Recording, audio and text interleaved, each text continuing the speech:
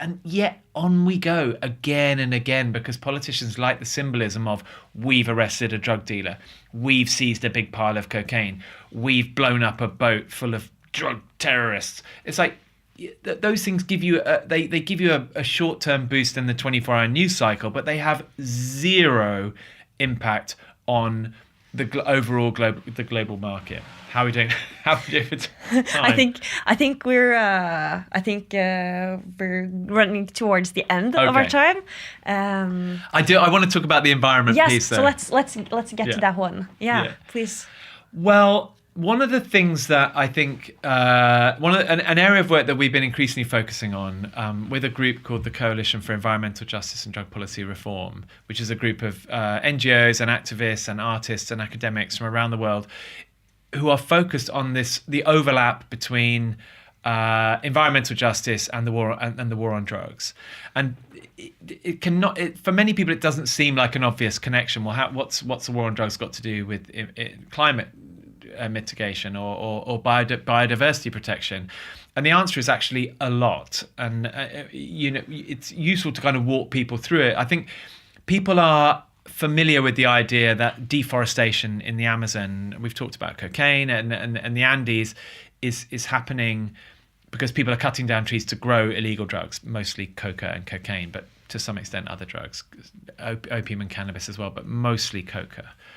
And there've been some campaigns in Europe, like every line of cocaine that you snort is a hectare of forest cut down, or some such thing. Actually, that's not really the problem. That is not really the problem. The area under cultivation to produce the cocaine market, it's worth billions. It's actually very small. It's only you could grow all the coca that's consumed in the world in an area about 20 miles square. It's not that much. It's pretty small. It's only worth so much money because it's illegal. So a gram of cocaine that cost $1.50 to make sells for $100 when it gets to Europe, or $200 when it gets to Australia. And that's because of prohibition. So prohibition inflates the value and creates all the problems again. The problem of deforestation is made worse by eradication. So they fumigate or they manually eradicate the crops. That doesn't get rid of the crops, it just moves them. So people just go and cut down some more forest. Yeah, and usually and they will move perhaps even more into the forest, right. So away from the control of exactly. So they go further into indigenous lands, protected areas, and national parks. Because to get further away from the enforcement. So it really, really doesn't work, and it always makes things worse. So you push the problem around, or you mutate the problem in dangerous ways. But that isn't really the problem either. That is a problem, and it makes the problem worse of deforestation. But the real problem is that the profits that the cartels are making, the billions that they are making from this, because of the war on drugs and profit and the economic incentives that it creates, those billions are being reinvested and laundered through extractive industries in the Amazon. So I'm talking about illegal mining, illegal logging, illegal ranching of palm oil and soya and beef. That is, and they're making roads. They're cutting down millions of acres. They're making airstrips, and they're cutting down millions and millions of acres for these extractive Amazonian industries. So a problem which is a small problem, deforestation to grow coca, which becomes a bigger problem with eradication, becomes 1,000 times bigger when those profits are being invested in genuinely destructive extractive industries. And that is the real problem. And arguably, there's even a bigger problem, which is that to do those things, to control those regions, to grow the coca and to sort of facilitate the illegal extractive industries or quasi-legal. The ranching, some of it is legal, it's just money laundering. To facilitate that, you have to corrupt civic institutions. So the police, the judiciary, the forest control agencies, the environmental control agencies, you have to corrupt them or fight them with violence, which they do. And obviously these billion-dollar cartels have got way more money than these impoverished civic institutions. and they can corrupt them, or they can threaten them with violence to bend them to their will. And the problem then is when you have no civic infrastructure of any kind, even if you want to do climate mitigation and biodiversity protection and prevent deforestation, you can't do it because there's no civic infrastructure to implement it. And in many cases, you can't even go there. You can't even get into these regions because they are controlled by armed groups that are either working with the cartels or are effectively have merged with the cartels, have become the cartels. So there's all sorts of armed groups with political agendas, and there are cartels with economic agendas, and over the years they've often sort of merged, and they control entire regions of the Amazon that are now being devastated at an accelerating rate. So, and this is the point: you cannot protect the Amazon, you cannot protect biodiversity, you cannot do climate mitigation in the Amazon, Andean region, when you are also fighting a war on drugs, specifically a war on plants. The idea that you protect biodiversity by literally having a war on plants and creating a highly militarized conflict zone, essentially controlled by non-state actors who have no interest in environmental protections at all. So the basic reality of this is that we cannot protect the Amazon whilst we're fighting a war on drugs in the Amazon, and we cannot meet the Sustainable Development Goals for the Amazon or globally if that is going on. And the funny thing is, you can explain this to people, and when you walk them through, they kind of go, yeah, wow, you've got a point. We haven't really thought about that. And this is even like Greenpeace and World Wildlife Foundation, and people who really should be engaged with this stuff and understand it better don't, and they never talk about drugs. Well, the big environmental agencies are just not talking about the war on drugs, even though there is a war on drugs happening in the Amazon, which is the region that they're obsessing about. The big Amazonian environmental groups, they're not talking about the war on drugs, or barely talking about it, because even if they understand it, you then have to go, okay, what do we do about it? And that the reflex for so many people, including way too many NGOs, is we need to have more policing and more military interventions. We need to fight the cartels harder. But the only way we can fight this and defeat them is more war on drugs. And you're like, no, there is no enforcement solution to this. The war on drugs and enforcement created this problem. More militarization is just going to cause more conflict, disruption. It will undermine civic institutions. It will hurt the most vulnerable populations, indigenous populations, peasant coca growers, farmers. Economic people are already socially and economically marginalized living in these regions will be harmed more by increased violence and conflict between state and non-state actors. What you need to do is to legalize and regulate coca and cocaine, the entire supply chain. But that's such a sort of head fuck for people that and it's such a dangerous thought, sort of forbidden thing to say in NGO and high level forums. They're just not willing to go there, they're just terrified of even thinking it, let alone saying it, let alone actually planning and implementing it. Yeah. But that is what needs to happen. And the problem is, you need for it to happen. You don't just need to have all the environmental groups on board and all the public health groups and big development organisations. Oxfam, CAFOD, the big development agencies, the big government development, USAID, all these people. They all need to be part of this. But to do that, you need to legalise cocaine in Europe and North America, because those are the consumption and Brazil, where most of the cocaine consumption happens. And there's so many bits of that jigsaw that need to happen to move forward on this. It can almost seem impossible. Yeah. But we have to start that discussion. We have to start it, because if we don't, the Amazon is doomed.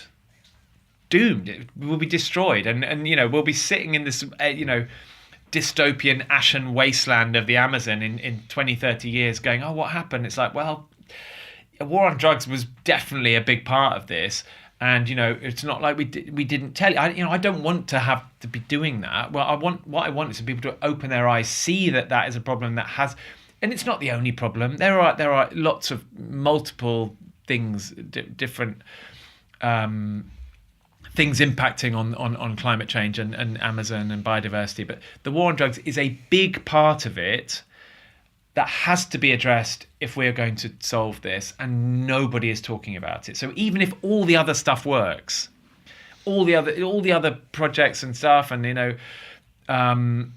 if all of that other stuff happens, if the war on drugs is going, we're never gonna, we can't solve this problem.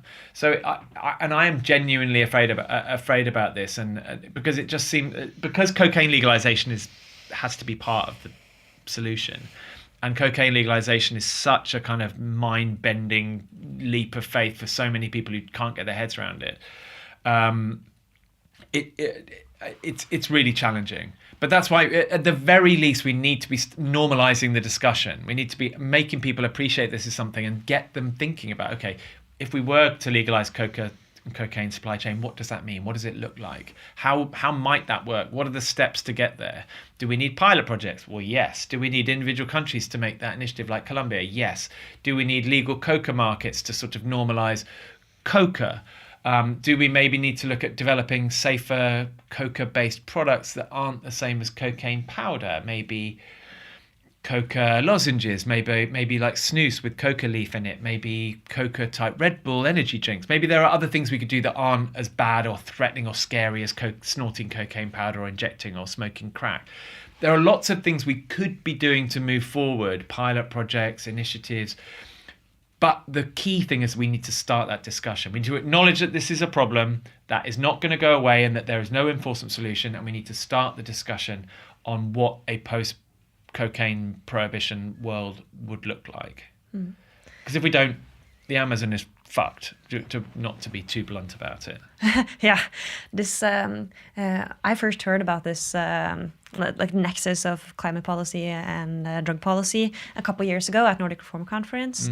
And to me, it was just like, it was such a shock to see how important those things were for each other, but also really important because, in my opinion, the fight for climate justice is a lot more important. Oh God, it is. I'm not. Than drug policy. And when those things like intersected, I'm like, yes, I can just keep working on drug policy, and we can do something for the climate as well. A friend of mine, Damon Barrett, he was asked at a conference, the HRI conference a few years ago. Someone said, well, what about climate change? How does that intersect with drug policy stuff? And Damon quite rightly said, look, if we don't sort climate change out, we're all dead. And the drug policy reform is irrelevant. It doesn't matter if drugs are legal or not.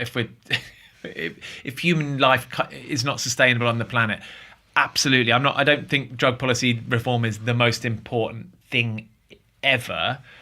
Obviously, climate change is an immediate, urgent, existential threat to humanity, and it has to be a priority in all things. But I think the intersection is really, really important. People need to get their heads around it. We cannot meet our climate goals. We cannot meet our environmental sustainable development goals. We can't protect the biodiversity if we are still fighting a war on drugs in the most ecologically vulnerable parts of the world. And it's not just the Amazon. It's also Southeast Asia. It's also through the tropical regions of the whole world, actually, of Africa and Southeast Asia and Indonesia and so on. We can't achieve our sustainable development goals whilst we're fighting a war on drugs. And people really need to wake up to that and deal with the logical consequences of it, which is we need to end the war on drugs, which means legalization and responsible regulation of drugs, including the ones that we find kind of scary, like cocaine and heroin, opium. Yeah, that really does have to happen. So I'm glad that you feel that way about it, because I think it would be really good for a lot of the youth movements who feel very passionate about environmental change and the much smaller youth movements involved in drug law reform can come together and work on that. And I think the drug law reform youth movements need to be engaging with the environmental youth movements and saying, look, this is something we we have to focus on. Yeah. All that other stuff you're doing will be for nothing if we don't end the war on drugs as well. Yeah. So I'm really motivated Great. for this topic. I think it's very important. And what we're doing first is, as you already mentioned, we're talking with Neil Woods on this podcast in October. He's brilliant. He's a genius. And he's a really good speaker, and he comes from a position of knowledge and experience that I can't even aspire to, because he has fought the war on drugs himself and seen it fail. So he's amazing, and he's a brilliant speaker on this. Yeah, and he really understands the dynamics of international organized crime, corruption, and governance as well. So yes, he's brilliant. Yeah. So we're going to talk more about what you talked about now at the end of this podcast, and we're also going to host an event here in Oslo that we think is going to be streamed as well. But more information about that is coming on our social media. Cool. But with that, I think it's time to wrap up this podcast. No, I must rant more. There are more things I want to rant about. No, but thank you so much, and thanks for all the brilliant work you're doing. Yeah. It's just so important. To have a vibrant, dynamic civil society pushing these things amongst different communities, whether it's the youth, whether it's families and parent groups, whether it's public health, whether it's the police, whether it's academia, whether it's amongst judiciaries, whether it's policymakers. We need to be engaging with all of these communities and getting them thinking about this stuff and talking about it. Because if there's one thing that all of my advocacy experience has pointed to, is that if you're having the debate around this, it only moves in one direction. The more people are exposed to information and discussion and debate on drug law reform, they only move one direction, and it isn't towards more war on drugs. It becomes obvious to anybody very quickly that the war on drugs is a terrible idea, and we need to shine a light on that. And and the work you're doing is very much doing that. So thank you so much. Well, you can thank us, but we have to thank you. Like what the work that Transform has been doing, and all the times that you've come here to Norway and to help like this Nordic collaboration. And I think it was really nice. Yesterday was the Nordic Reform Conference. This podcast will probably be posted in a bit later than that.